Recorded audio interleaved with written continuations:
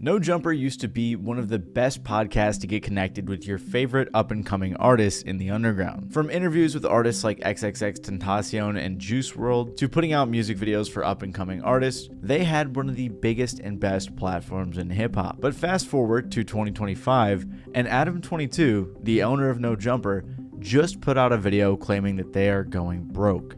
So there's something that I've been hiding from you guys.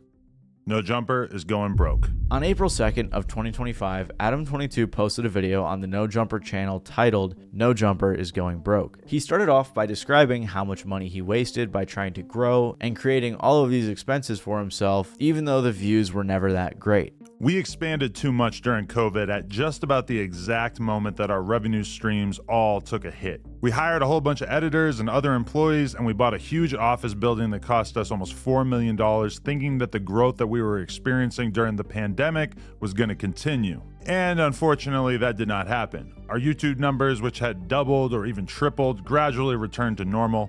Our Snapchat and Facebook numbers, which had exploded during COVID, sometimes even hitting 6 figures a month, shrank by about 80% or more. Our Patreon, which was absolutely killing it for a year or two when we were doing uncensored, aka nude interviews with up-and-coming superstars like Kazumi and Sky Bree, fell off quite a bit with the launch of Plug Talk and a decreased interest in seeing us interview stars. He also wanted to talk about how big of a hit the channel took when all of his hosts were leaving. Adam continued to say that the No Jumper Instagram account was actually taken down, which also seems like a huge cash flow source for them. On top of all this, he also said that they're being sued by a former employee, which is also very expensive for him. Adam said that because of all this, they had to lay off a bunch of their staff. They're trying to sell their multi-million-dollar warehouse that they just moved into like 2 years ago, and they also have to close their store. Regardless, it seemed like this whole video was made basically so that Adam could just get some sympathy and ask fans to support. But I honestly spend pretty much all of my time trying to create as much content as possible with No Jumper, and I can't really justify doing so unless the fundamentals of the business make sense. It was a big decision to share this stuff with you guys, but at a certain point I realized that I've been honest with the world about just about everything in my life over the years, and it felt wrong to keep all this stuff that we've been dealing with in secret. So I know what you're thinking. What can you do to help?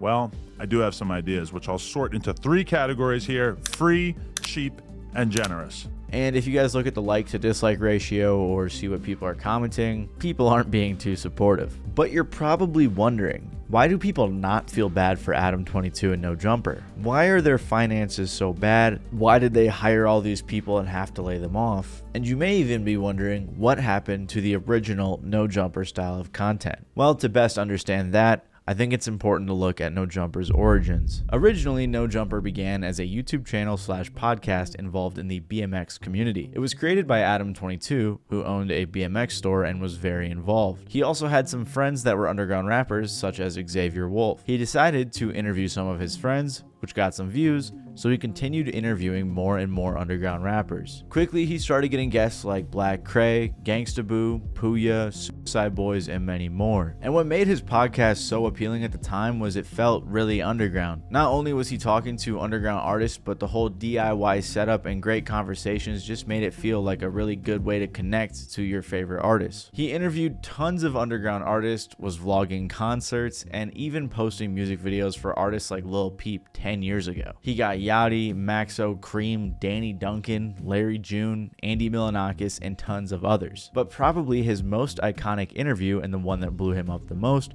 was his interview with XXXTentacion, right as he was about to blow up. This interview was an hour and 20-minute insight into the life of a crazy, mysterious, and controversial artist who was exploding onto the scene. After this, Adam was able to lock in with tons of people from Riley Reid to Nadeshot for whatever reason. Honestly, if you can think of anybody who was coming up in the last decade, Adam probably interviewed them. Adam was posting vlogs on No Jumper, and like I said, everything felt very DIY.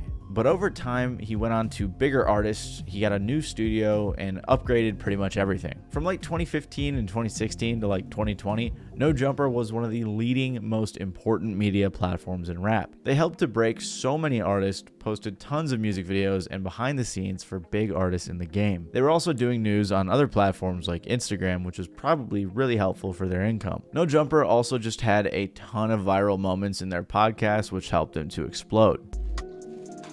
Wow, Adam, big boy. There we go. It feels like it's all your fucking Right now.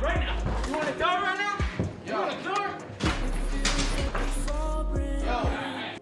Shout out to the homie Boonk. Oh my God. Bro. Help me with this. Okay.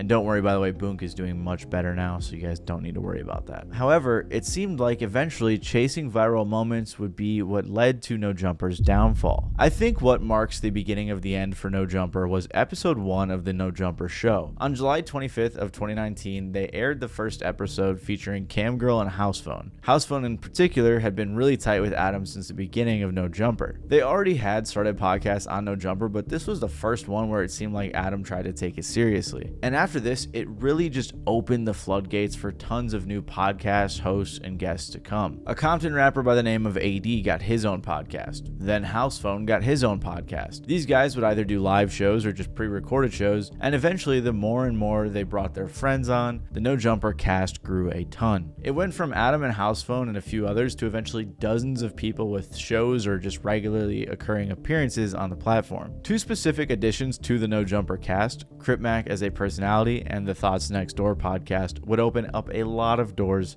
to a lot of problems that No Jumper would eventually face. Regardless though, throughout the 2020s, Adam had tons of people hosting their own shows or collabing on shows like Lush, Flacco, Brick Baby, T-Rel, AD, Sharp, and plenty of others. They also had the No Jumper Sports podcast, which is funny because the host Kiki got a tattoo of the logo just for it to be canceled after 15 episodes. But you may be noticing something.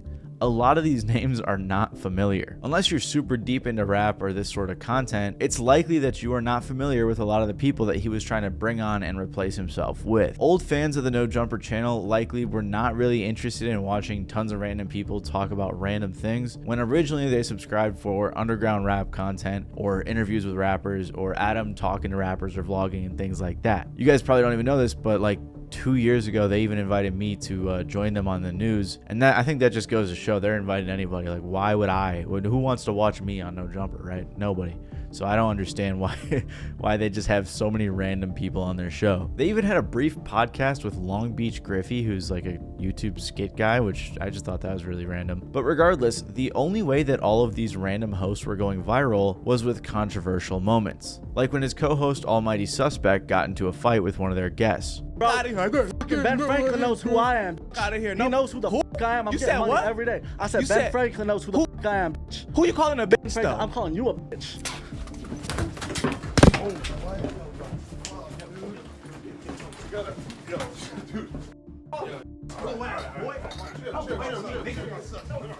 Fights like this and intense arguments between hosts, co-hosts, and guests over time became a common occurrence on the No Jumper platform. How did you and Kevo get into it to begin with? He was cloud chasing off Man, Kevo. shut up. I just said let the man talk. What'd you say, Kevo? Bro, suck my dick, bro. That's a. Hey, stop playing before I smack you out. Do it. Hey, no. Not here. Watch out. We ain't doing that here. Watch out. I'll beat the out of you. No, man. I'll beat the out of you. No, man. Literally, as more and more people began coming on the platform and Adam began hiring all of these people, so many fights broke out. Like I mentioned earlier, it seemed as if No Jumper had just began chasing these viral moments rather than actually setting out to make good content or thought-provoking interviews. Cheers, bro. Oh, cuz. My nigga Bill in this motherfucker, you know what I'm saying? My nigga Bill in this motherfucker, bro. Hold on, bro. Hey, hold on.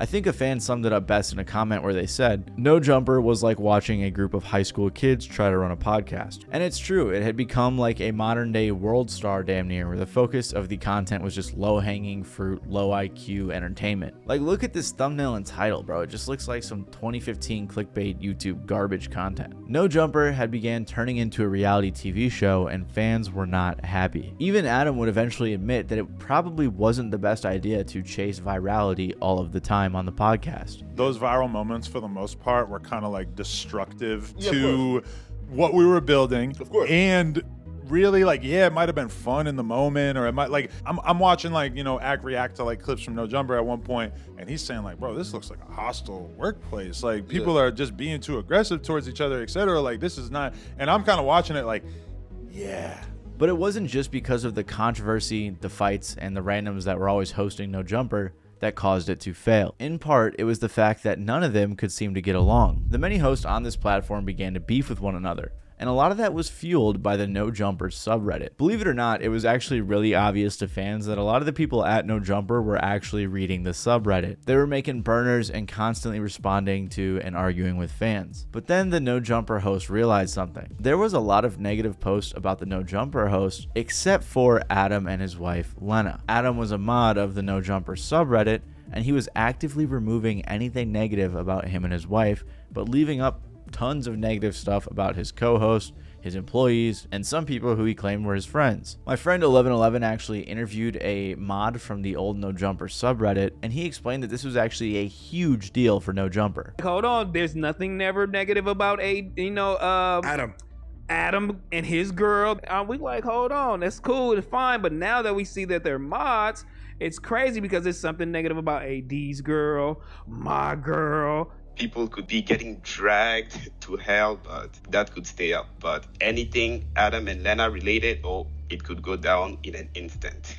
As a moderator of the page, Adam had been banning accounts and deleting posts if they were made about him or Lena, but left them up no matter how bad they were about fellow hosts in their personal lives. After seeing this, our mod guy here then started unbanning these users and apologizing, which Adam clearly did not like and led to him being removed as a mod. The No Jumper people were so involved in the Reddit that some key info got leaked by a host onto the Reddit from a burner account. Then this caused like a whole bunch of drama on the IRL No Jumper podcast. This wasn't just Reddit anymore, this was real life, which is crazy because this whole Reddit incident caused a huge fallout between Lush, Flacco, AD, and Adam. And this was not the only infighting that occurred. Remember how earlier I said House Phone was with Adam from like the beginning of No Jumper? Well, they also had a falling out after Adam interviewed a transgender woman named Gracie Jane. In this podcast, they talked about how she had hooked up with House Phone. Oh, come on. You've already sold out entire life here. Does that look down upon to expose that somebody may have been with a trans person? If, yeah, absolutely. I sign NDAs and I take them very seriously, so just letting everybody know that. You didn't get one I'm guessing? He didn't pay me. Fuck him. Seems like I'm worried about people calling me a bad friend for just not editing this and putting it out. They're going to be mad at me, but I'm just... He's just going to be... well, how about this? Acting like you didn't do some that you did do, and you know you did. I've been friends with him for like... And I just don't want to be like... The truth is the truth. Apparently House Phone and Adam had talked about it before it went live, and he asked Adam to cut that part. But then Adam claimed that he told his editor to censor everything about House Phone. He did show the text, and he did show the part where he said that he would just wanted it cut, and the editor accidentally left it in. And fans very quickly pieced together who Adam was talking about in this interview. Fans were extremely upset with Adam, commenting things like, Adam's not a bad friend. He's not a friend at all. He doesn't respect any of his employees. He's just scared of half of them. Another said, the fact this interview is still up speaks volumes. Eventually, House Phone confronted Adam on the podcast and things got very serious. You're talking about, yeah, he's been going through the mom shit. He's been going through the health. You talking about the person that fucking raised me, that birthed me, my best friend that died? Oh, just he's been going through the mom shit. But are you actually acting like I have some kind of disrespect for your mom when You're disrespectful as I paid for the fucking funeral as soon as it happened just because... Look, pussy, nigga. Come on, bro. Not here, bro. Not here. Not here. Pussy, nigga. Not here. Come on. Not here, bro. All right, let me go. Not here, my nigga. Because of all of the beefs between hosts, Adam, and the fans, half of the No Jumper cast left between like 2022 and 2024. After this incident, the entire subreddit actually turned on Adam because he was deleting every post about the situation. So the fans created a subreddit called No Jumper V2, which was unmoderated, became very popular, and was very critical of Adam and No Jumper. It's really weird, and you'll notice this throughout the video, but it's like No Jumper has a really strong core fan base, but that fan base kind of just hates No Jumper. It's really interesting. Anyways, because of all the issues Adam had with his co-hosts and employees, it eventually led to him getting called out and exposed multiple times for some pretty controversial things. I'm not going to go too deep into this because this could be like a whole hour-long video in and of itself, but basically Adam was allegedly involved in some weird things that were dug up on the internet that involved minors. An old blog post of his was dug up where he said, now any of the math inclined out there are probably reading this and thinking something like, she's 19 now, you were 23 then.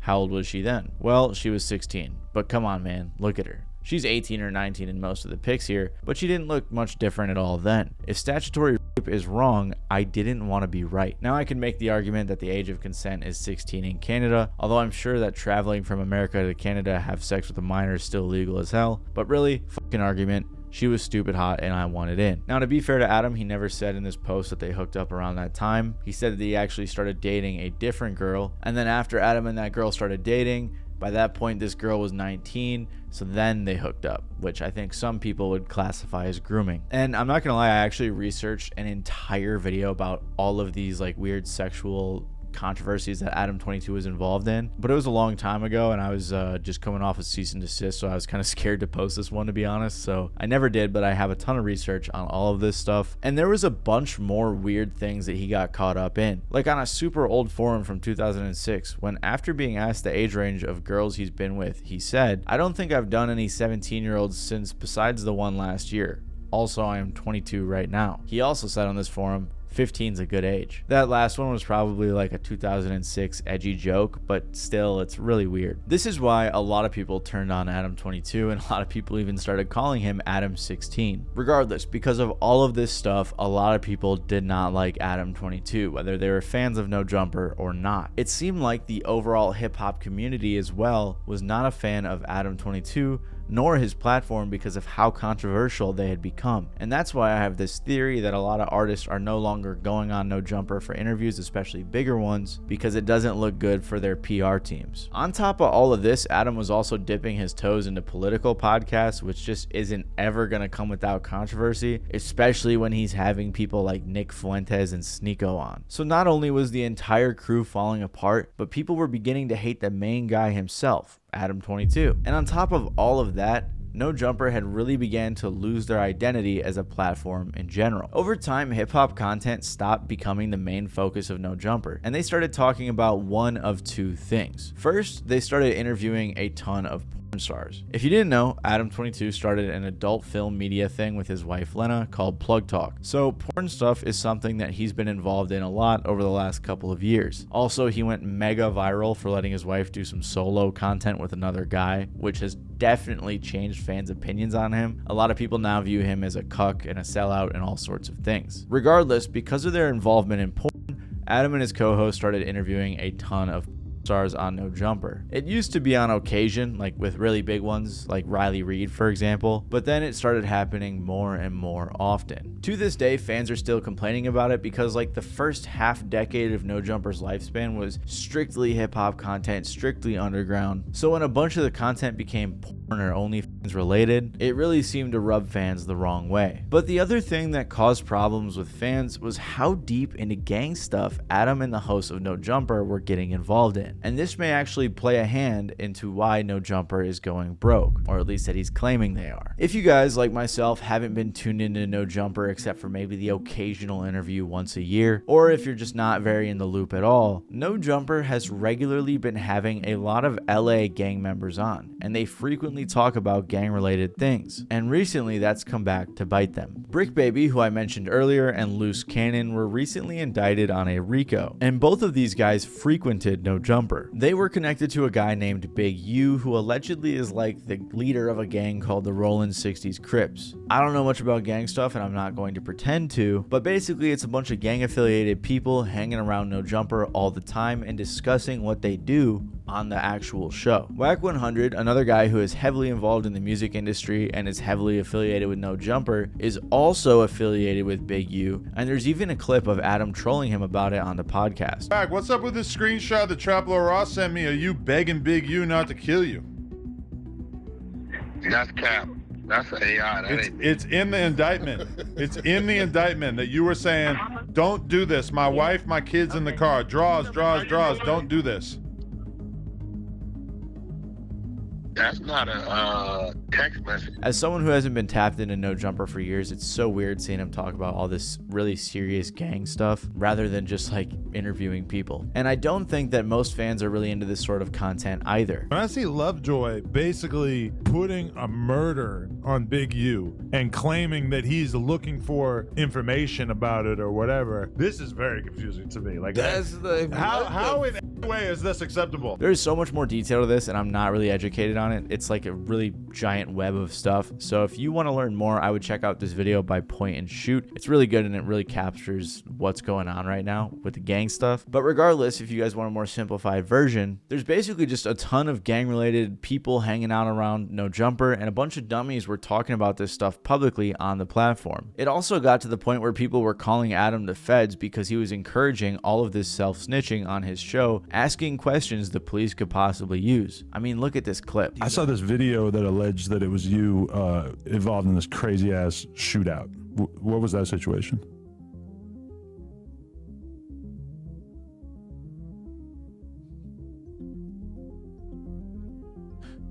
Maybe it might not have been you. I'm not 100% sure. Yeah, I don't think it was me. Okay, but that wasn't related to any of the cases that you caught?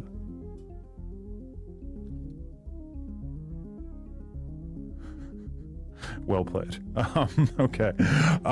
So eventually, after the Crips who hung around No Jumper got picked up, the police actually went to Adam. Wack 100 claimed that he got arrested, but Adam cleared that up and said that never happened, with some even claiming this was a publicity stunt. A lot of claims being made. Wack 100 said you got picked up by the feds.